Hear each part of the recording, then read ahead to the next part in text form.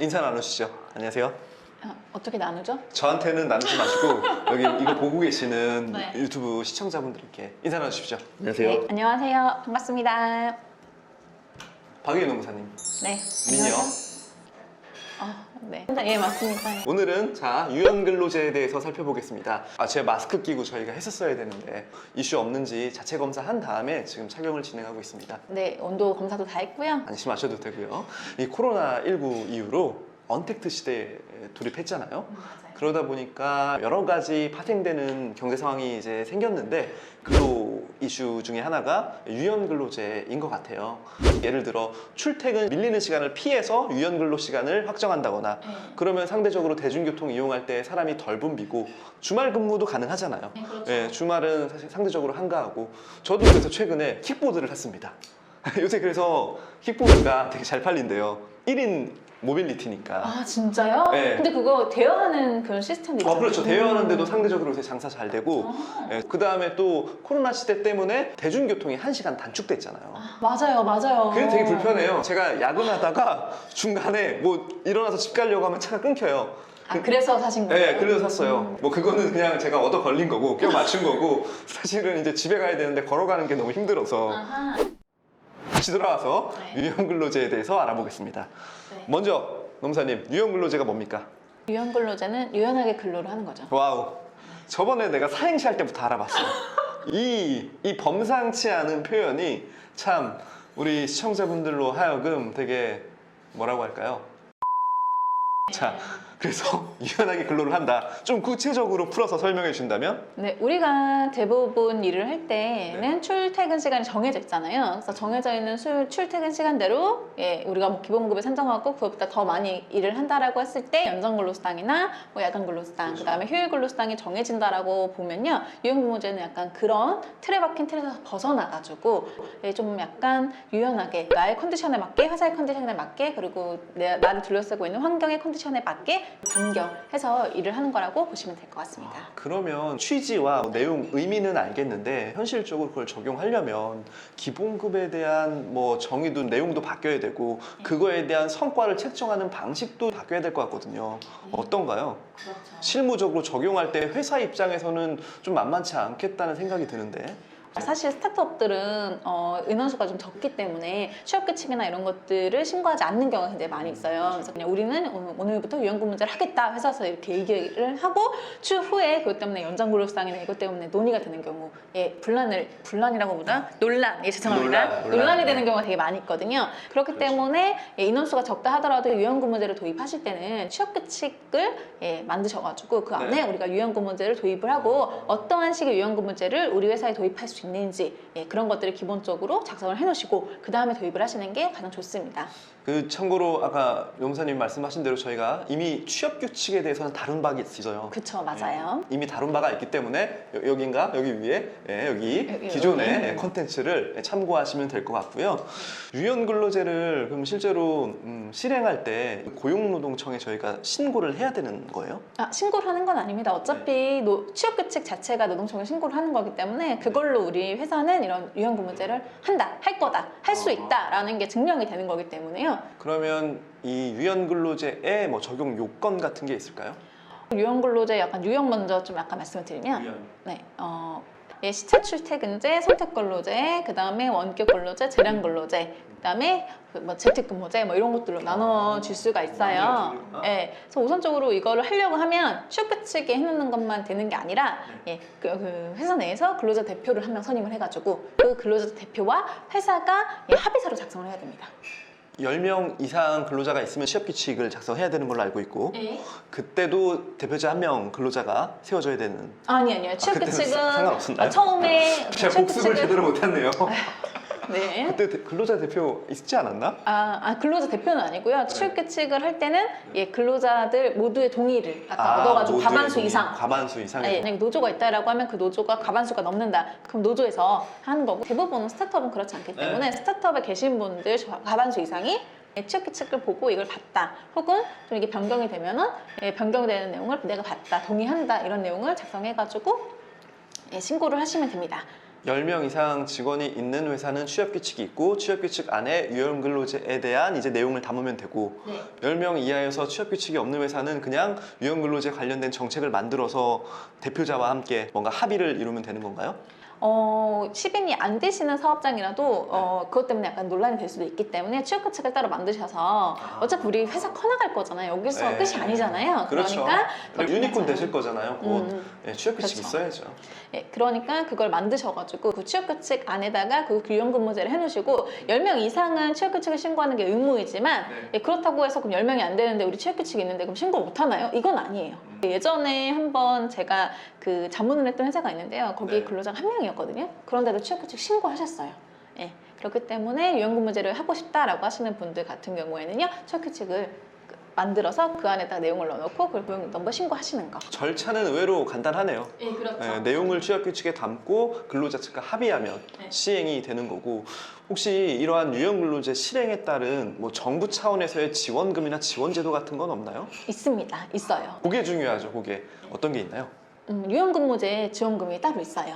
예, 그렇기 때문에 그 유연근무제 지원금 받기 위해서는 취업규칙 네. 내에 그게 들어있고 그다음에 그 근로자 대표 합의했다는 합의서도 필요합니다. 그래서 굳이 우리가 이거 하는데 취업규칙 할 필요가 없다라고 생각을 하시겠지만 예, 추후에 우리가 그 지원금을 받기 위해서는 취업규칙에 신고가 되어 있어야 돼요. 취업규칙에 신고되고 그 안에 내용이 들어와 있어야지 우리가 그 지원금을 쉽게 받을 수가 있기 때문에 약간 뭐랄까 지원금을 받기 위한 초석을 다지는 그런 느낌으로다가 하시면 된다라는 거.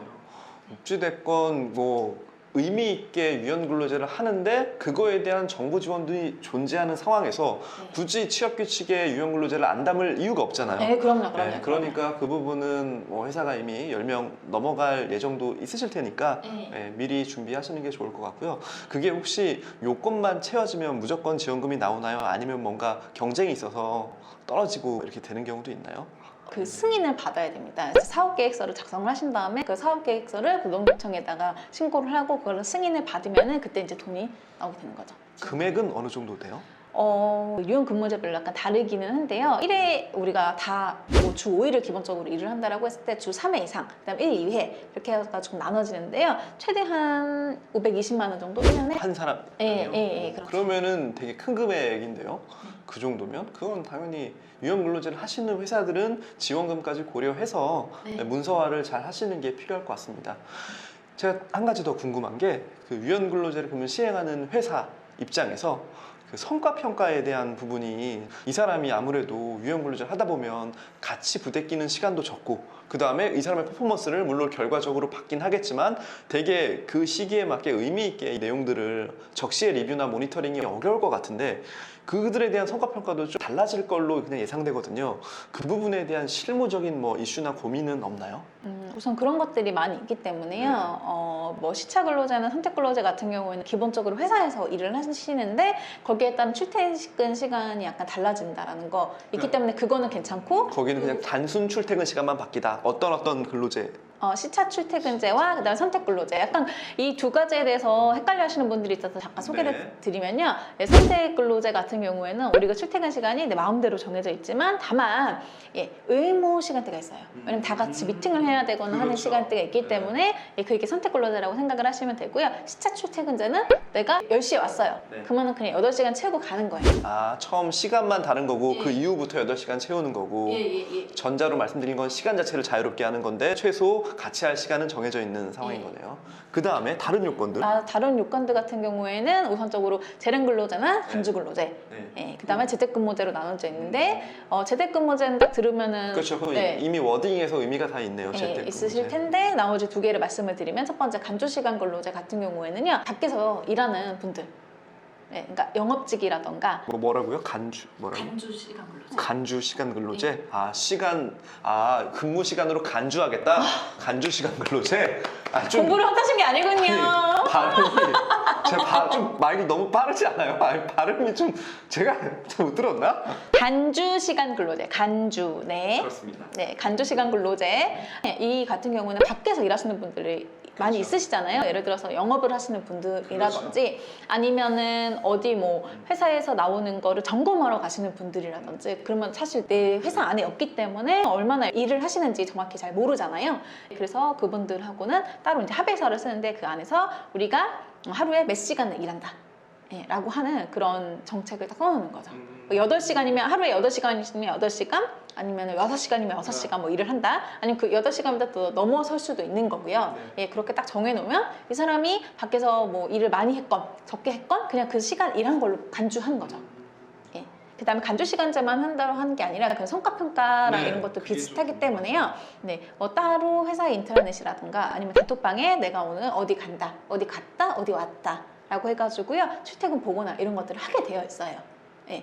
뭐 일찍 갔다라고 해서 나의 근로의 의무를 다 하지 않은 거는 아니고요. 다만 자기가 일을 정말 빨리 열심히 해가지고 일찍 끝났다. 예, 그러면 그래도 8시간 일을 한 게 되는 거고요. 다만 내가 짧게 일을 한 거에 비해서 그만큼 성과가 안 나온다라던가 이러면은 당연히 그 성과에 문제가 있을 수가 있겠죠. 네. 예. 재량근로시간제 같은 경우에는요. 연구를 하거나 하시는 분들 있잖아요. 네. 예. 그래서 처음과 끝이 다 나의 재량하에 미쳐져 있는 거. 예. 그런 분들이 재량근로제를 사용을 하고요. 거의 그 팀장급이 되겠는데요. 아무래도 재량이 있어야 되면은 단순히 일개 연구원 가지고 될까요? 그 재량근무제를 시행을 할 수 있는 그 금융이라던가 그 업종 제한이 있나요? 예, 업종 제한이 따로 있습니다. 예, 그래서 그 업종 제한 같은 경우에는 법이나 이런 데 나와 있으니까요. 그걸 네. 잘 보시면 되고요. 그분들은 연구를 함에 있어가지고 언제 뭐 할지 잘 모르잖아요. 그리고 연구가 굉장히 길어질 수도 있고 그렇죠. 예, 그래서 이분들의 근로시간을 딱 책정하기 약간 어렵기 때문에 예, 이것도 약간 간주시간처럼 근로시간을 딱 정해져 놓는 거죠. 저도 거의 재량시간 근로제를 한다고 봅니다. 꿈속에서까지 저는 컨텐츠에 대한 연구를 하고 있거든요. 이 유튜브가 얼마나 또 성공하고 잘 될까, 여러분들이 사업에 얼마나 도움을 많이 받게 할까, 이런 부분들이 꿈속에서까지 제가 이 재량을 가지고 항상 연구를 하고 있다는 헛소리였습니다. 자, 오늘은 저희 유연근로제에 대해서 알아봤습니다. 이렇게 끝을 내는 건가요? 아니에요? 마무리 멘트 한번 해주시죠. 네, 아니 재량근로자나 이런 경우에도 성과평가나 이런 것들이 굉장히 어려울 수가 있잖아요. 그렇죠. 예, 하지만 근로시간은 모두 다 지켰다고 보는 거고 그 외에 나오는 퍼포먼스는 똑같아야겠죠. 그렇죠. 내가 그만큼 일을 하는 시간이 줄었다고 해서 퍼포먼스가 줄어들면 성과평가 당연히 안 좋을 수밖에 없죠. 다만 보고체계 이런 것들을 좀 갖추어 놓으시는 게 좋습니다. 그래서 요즘 뭐 어플이라든가 아니면 뭐 카톡방이라든가 그다음에 뭐 회사 인트라넷이라든가 이런 것들 잘 운영을 하셔가지고요. 네. 뭐 재량근로제, 간주시간 근로제 하시는 분들도 그런 걸로 성과평가를 다 할 수 있다라는 거. 네, 그거는 좀 알아주시면 될 것 같습니다. 급사가득입니다. 제가 빨리 퇴근하고 싶은 마음에 마무리를 멘트를 하려고 하다가 박예 농사님이 이런 좋은 정보가 있는데 감히 너가 지금 이 컨텐츠에 문을 닫으려고 하느냐, 이렇게 엄하게 꾸짖어 주셔가지고 제가 다시 한번 반성하고요. 여러분들이 사실 이 유연근로제를 바라보실 때는 아까 말씀드린 대로 문서화를 통해서 정부 지원 사업까지 같이 좀 고려를 하시는 거고, 그 이후에 어떤 운영에 대해서도 성과평가라는 또 후단의 뭔가 활동들이 있으니까 그거에 맞는 내용들을 정교하게 그 업종의 특성과 활동의 특성에 맞게 운영과 설계가 좀 필요할 것 같다. 필요하면 전문가의 자문이 도움이 될 수도 있을 것 같습니다. 자, 오늘 여기까지 이 진짜 퇴근합니다. 유연근로제에 대해서 박예 농사님과 함께 알아봤습니다. 저희는 더욱더 좋은 컨텐츠로 찾아뵙겠습니다. 감사합니다. 감사합니다.